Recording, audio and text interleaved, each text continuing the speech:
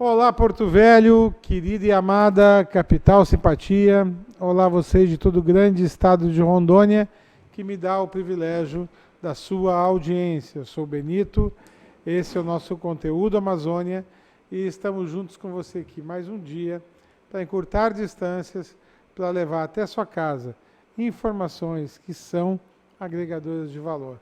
Mas para que seja melhor, a primeira coisa é sempre evocar aqui aí sobre todos nós as bênçãos e a presença de Deus, que o grande arquiteto do universo sempre nos dê mais justiça, paz, perfeição, luz, força e beleza em tudo que fazemos.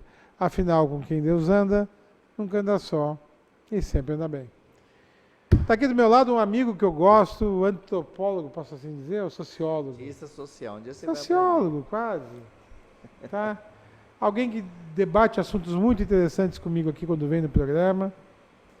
E hoje nós vamos começar falando de um assunto, são dois que nós vamos trabalhar aqui, tolerância religiosa, mas o primeiro, a resistência às vacinas. Por que o povo brasileiro entrou nessa? Não dá para entender. Nós estamos com um monte de coisa que voltou, febre amarela voltou ano passado, porque os caras não vacinaram. Agora o pior de tudo é o sarampo.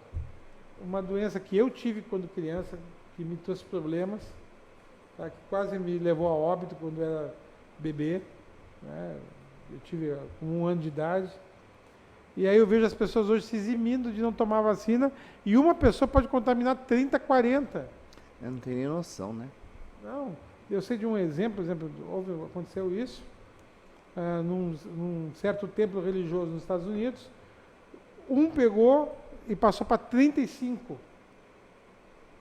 É sempre mais ou menos. Então, agora, por que isso? Por que de repente isso? Esse é um dos nossos debates hoje. A resistência à vacina. Não, e eu fui olhar uns áudios, uns vídeos de uns caras assim, totalmente baratinados. Eles fazem umas defesas que é de lascar o peão, bicho. Mas tá bom, quando chegar a minha vez eu falo. Você tá bom? Tô ótimo. Elisa, também? Tá ótima, tá ótima. Então, manda um abraço para ela, Pode se ela já não deixar. estiver recebendo aqui comigo agora. Tá bom? Tá aí, saúde, Wallace. Wallace, mais uma vez, um prazer tê-lo aqui em nosso programa, nosso sociólogo, doutorando, né? Uma pessoa que realmente tem estudado e tem se capacitado para nos trazer conhecimento, ensinamento, isso é muito importante, é professor do IFRO, né? Então, com certeza tem contribuído aí com a nossa educação do Estado. A vocês de casa, agradeço mais uma vez a oportunidade de estarmos juntos e não posso deixar de pedir para vocês curtirem e compartilharem nosso programa no YouTube, compartilhar o Facebook e também o Instagram. Perfeito. Vou chamar a vinheta e vamos começar então, tá bom, meu querido? Ok. Por favor, Eudes, nossa vinheta.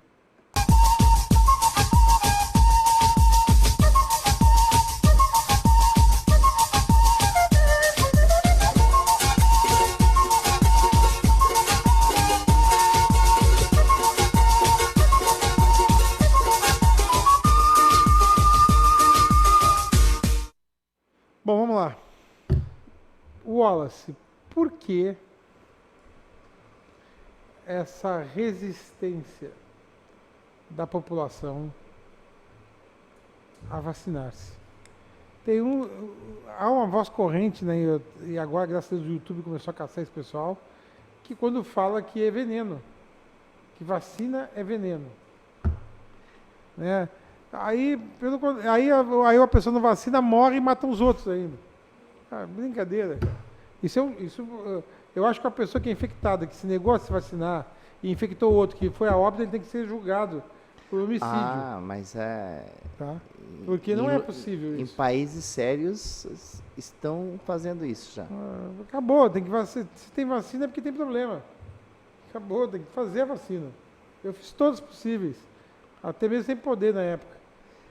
Na verdade, Benito, é uma conjuntura de fatores. Tá? E por incrível que pareça, esse movimento não é novo. Quer dizer, é relativamente novo. Ele vem lá do final dos anos 80. meados dos anos 90 do século passado. É um movimento que tem ganhado força, como vários outros movimentos na nossa sociedade atual, por causa do acesso à informação e a irresponsabilidade da transmissão da informação. As redes sociais, elas proporcionaram um acesso a determinados movimentos que eles não tinham há 15 anos atrás, por exemplo. Tá? Então, esse movimento que nós vemos aí, mundo afora, de ultraconservadorismo, aliás, não é nem ultraconservadorismo, é de reacionarismo mesmo, porque conservador é uma coisa, reacionário é outra, né? De resgate ultra-religioso, mas na acepção fanática da coisa e não na acepção correta que a religião deve ter, num movimento contra a ciência que nós vivemos hoje, porque as pessoas querem ensinar nas escolas o criacionismo e não o evolucionismo, quando elas deveriam saber que as duas coisas elas têm que coexistir, né? Porque as opções religiosas elas não deveriam interferir na ciência e a ciência não deveria interferir nas opções religiosas. Pessoas de bom senso sabem fazer a separação.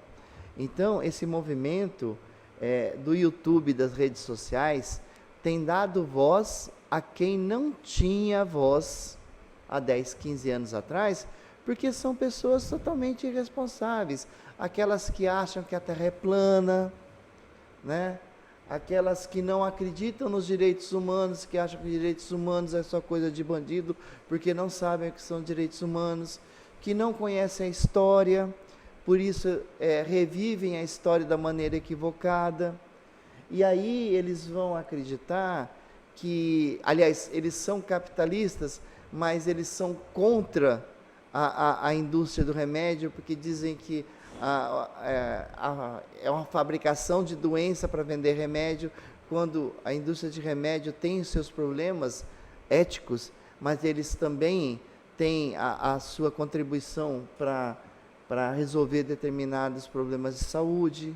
As pessoas não entendem o que são políticas públicas de saúde, não entendem o que é saúde pública.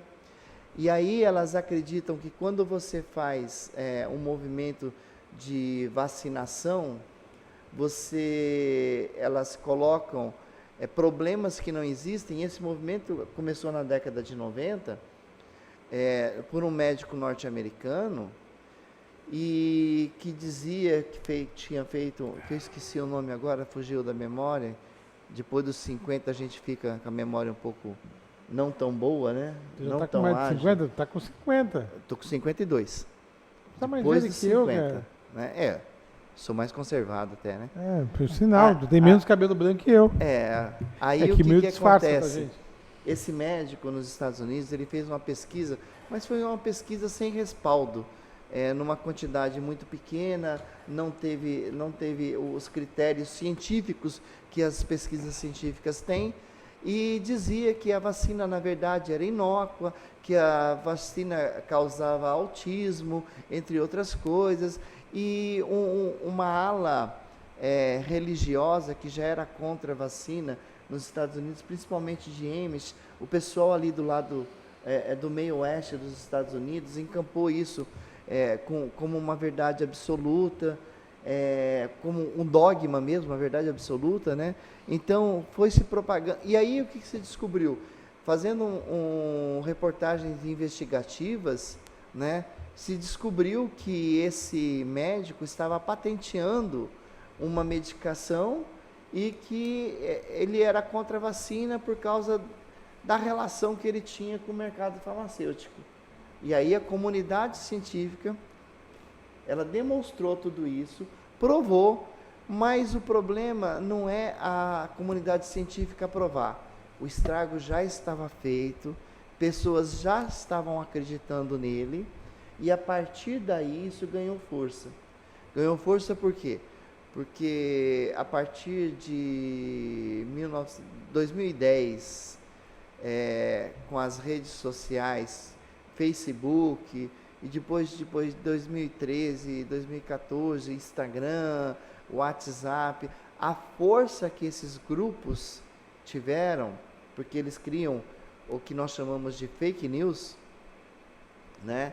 Se propaga numa proporção espantosa. Porque como é que funciona o fake news? Que é uma doença do século XXI. As pessoas, elas não querem acreditar na verdade, elas querem acreditar na verdade ou naquilo que as pessoas dizem que estão ligadas às suas crenças.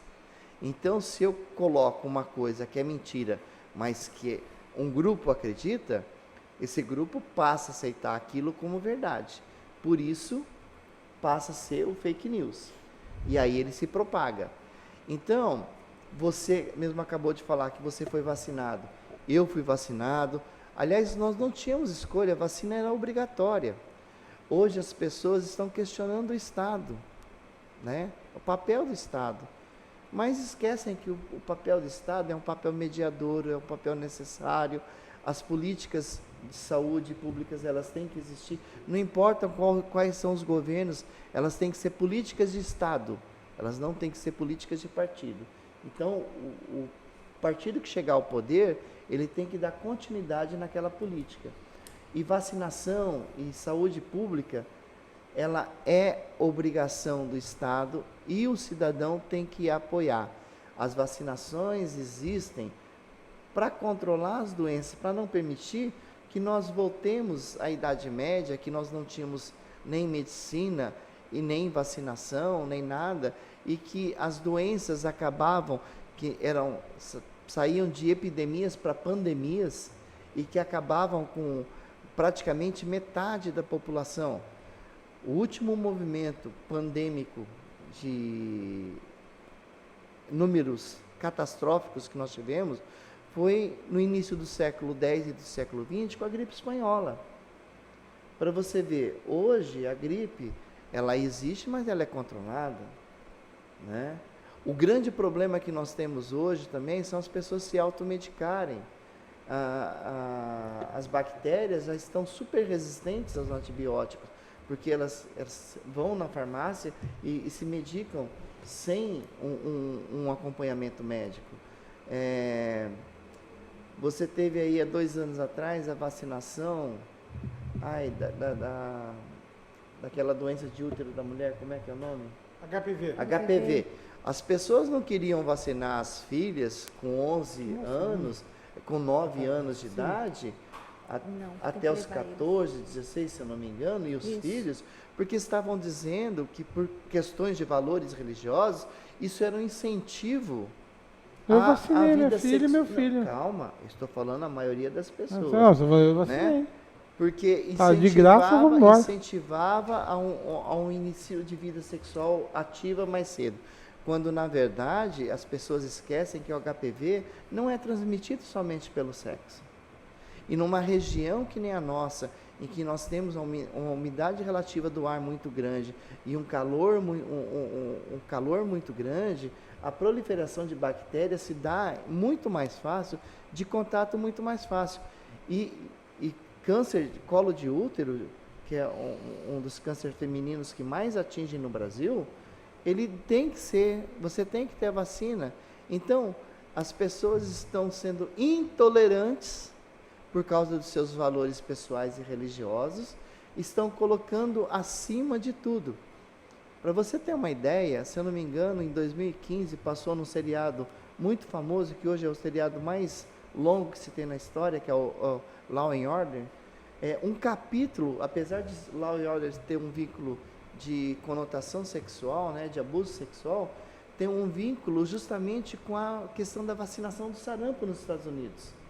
Porque estavam numa escola onde tinha um pedófilo e aí descobriram um caso de sarampo, que era uma doença que não era nem para existir mais. Né?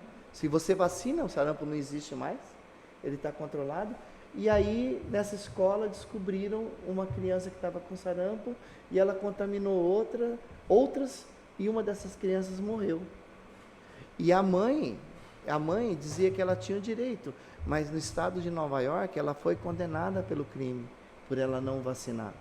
Porque em cada estado, nos Estados Unidos, tem uma legislação diferente. Mas no estado de Nova York ela foi condenada. Então, as pessoas, elas estão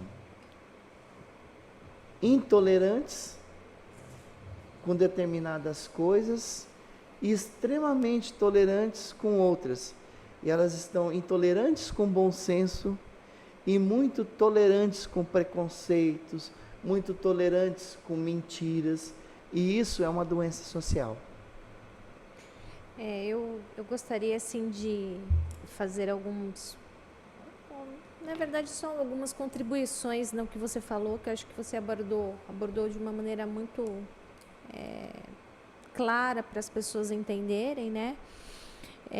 Mas quando você fala da indústria farmacêutica, né, que hoje nós temos essa dificuldade das pessoas se automedicar e cada vez mais temos que fazer estudos, né, investimentos em produzir remédios com superpoderes, né, para combater esse vírus que cada vez fica mais resistente.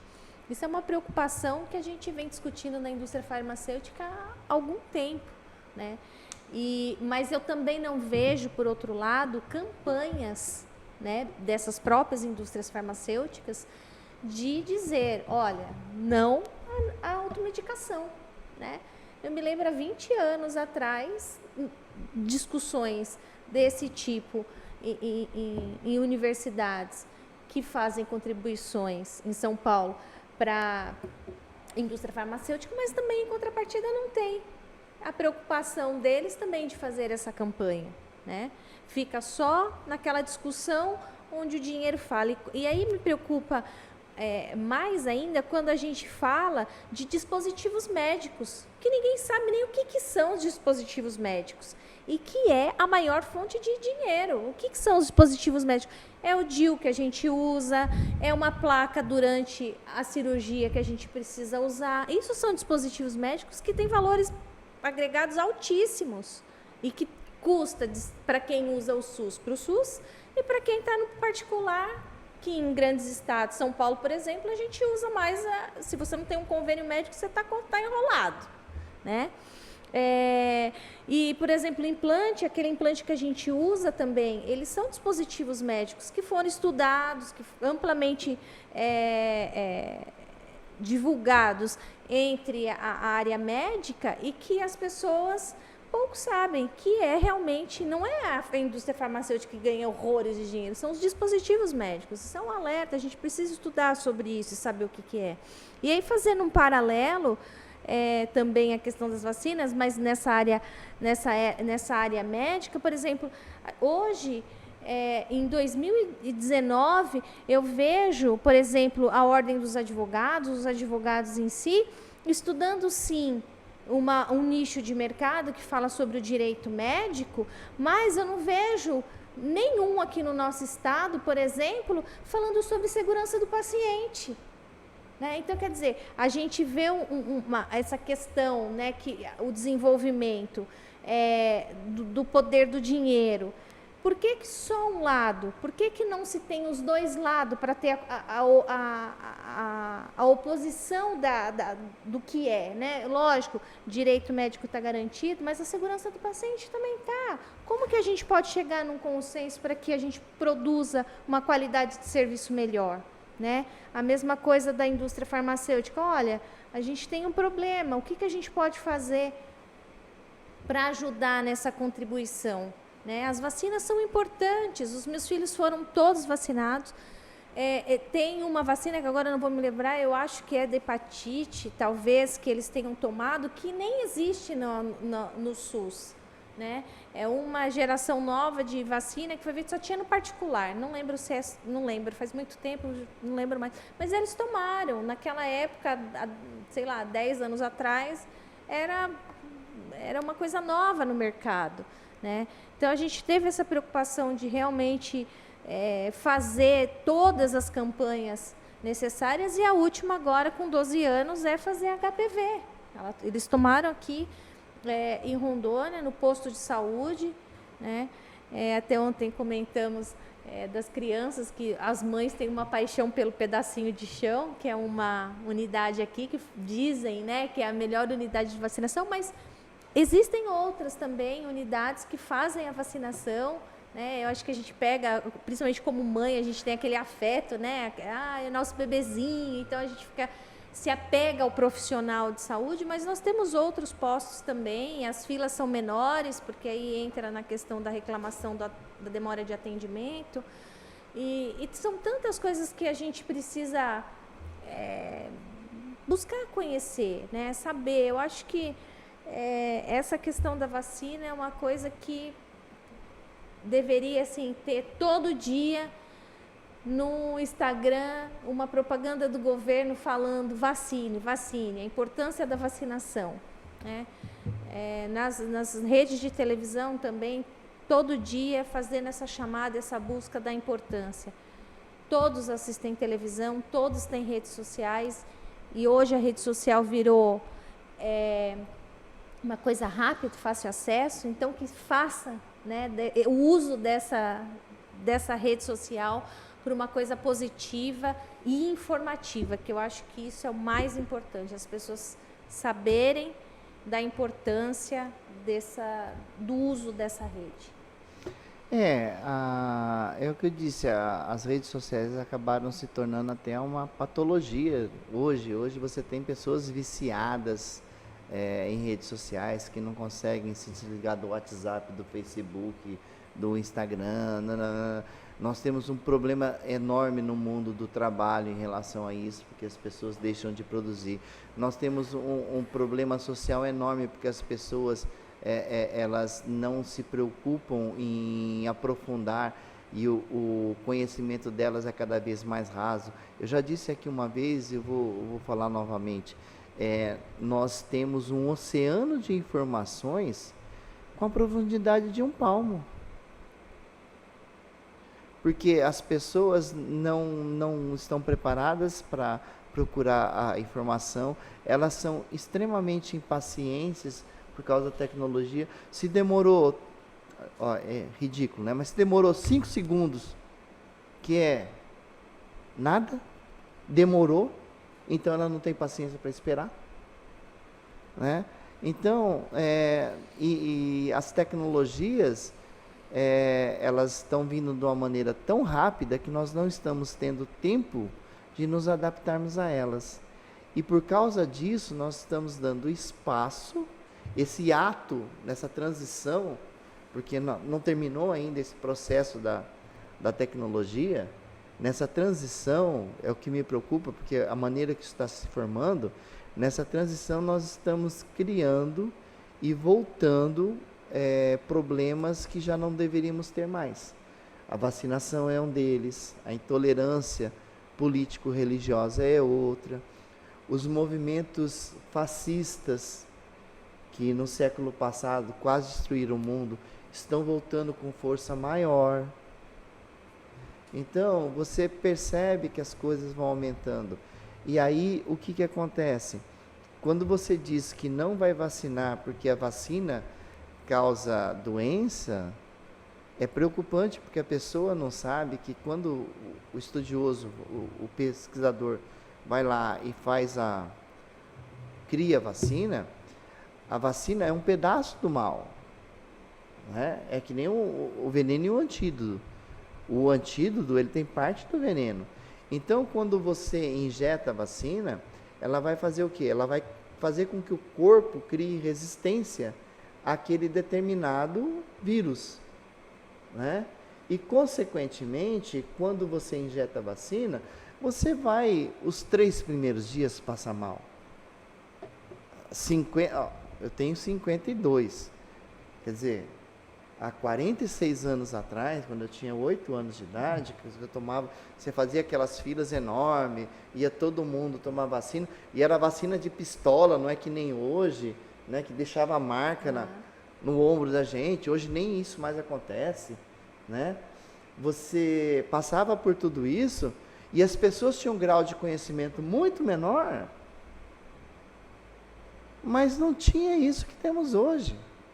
O meu direito, eu não quero vacinar o meu filho. Só que você esquece que é sua responsabilidade, porque se você não vacina o seu filho, e o filho do outro for contagiado e morrer, ou ficar com uma sequela, você é o responsável. E como é que nós vamos cobrar isso? De quem que nós vamos cobrar isso? Eu tenho o meu direito. Todos nós temos direito, mas todos nós temos deveres. O cidadão é composto basicamente de duas coisas: deveres e direitos. Um não existe sem o outro, e um é a garantia do outro. Por isso que é necessidade de respeitarmos as políticas públicas, por isso que é necessidade do Estado ter políticas públicas. E quando no final do século XIX, aliás, início do século XX, nós começamos com as saúdes públicas no mundo, foi justamente para que nós controlássemos as doenças que se tornavam epidemias. Se nós não controlarmos essas doenças, daqui a pouco... Porque antigamente era legal, né? A gente tinha o problema, você se vacinava e você tinha uma perspectiva de acabar com a doença, porque você estava na campanha da vacina, né? O Brasil, com o pesquisador Sabin, foi referência em combate à poliomielite. O sarampo, nós praticamente estava erradicado. Se você faz coisas básicas de bom senso, que é uma alimentação saudável, e nós tínhamos uma alimentação saudável até chegar aos fast foods, né? Que a comida do brasileiro típica era arroz, feijão, uma carne, um ovo e salada. Você tinha equilíbrios de carboidrato, com proteína, com verduras, né? O café da manhã nosso era pão com manteiga e café com leite, né? Na janta você repetia basicamente, no final dos anos 80, quando entra o fast food e você muda culturalmente a alimentação, você vai ver que você vai ter uma taxa de obesidade aumentando ano após ano. Logicamente que demorou um tempo, né? Que até a cultura se instalar. Ano após ano você vai aumentando o peso e a obesidade. E com a obesidade vem pressão alta, vem problema do coração, vem diabetes, vem outras coisas. Vou chamar o intervalo comercial e a gente volta para concluir, tá bom? Claro. Jogo rápido, é num lá. Vou tocar.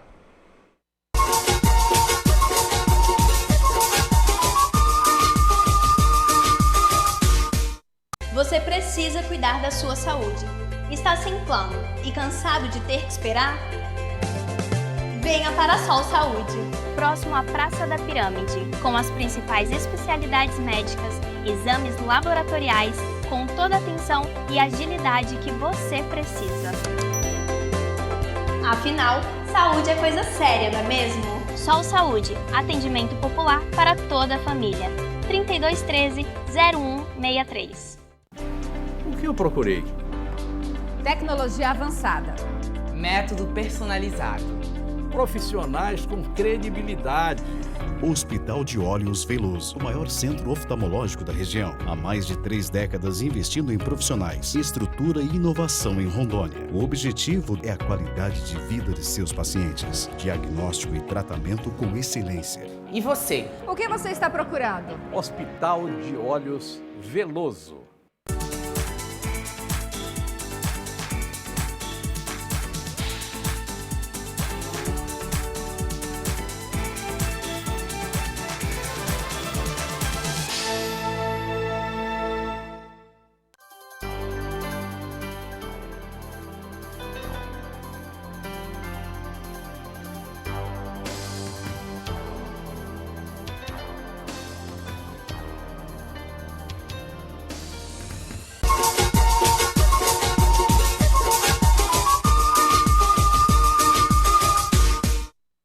Bom, só para terminar o assunto, porque só temos 1 minuto. O maior entusiasta de terra plana, de vacina e veneno, é o guru do presidente da República, né? Que é o guru do filho do presidente também e da família do presidente da República. Tu acha que isso tem influenciado nessa queda nos índices? Bom, como eu disse para você, 1 minuto só, tá? pessoas que não tinham vozes ganharam voz por causa da internet. Como eu costumo ler livros, eu não acompanho esse senhor e a pífia produção dele, que é discutida somente com pessoas que não têm conhecimento e que não conseguem nem dialogar e nem fazer citações adequadas de contraposição às ideias dela. Galileu Galilei, que veio após Kepler, já tinha provado na física que a Terra é plana, aliás, a Terra é redonda, é uma circunferência. Aliás, há muito tempo atrás, outros pensadores já vieram antes. Então, quem sou eu para discutir com um cara que não tem nem produção, nem artigo e nunca teve... Que passava internado no hospício. Não, eu não... O guru dele, o Olavo de Carvalho, passava no hospício. Não, quem tem guru não tem conhecimento. É messiânico. Mas tu acha que isso influencia atualmente ou não? Com certeza, foi o que eu falei. Então tá, acabou. Por hoje é só, tá? Felicidade, muito obrigado o programa acabou, mas dá um tchau para eles. Obrigado, Wallace, pela sua presença mais uma vez e a vocês de casa até o próximo programa. Eu gosto de você de graça, cara. Você é meu amigo. Por hoje é só, pessoal, que o grande arquiteto universo continue descobrindo a todos com sua luz, sua vida, seu amor, e eu te encontro aqui com certeza no próximo programa. Foi um privilégio ter estado com vocês. Até lá.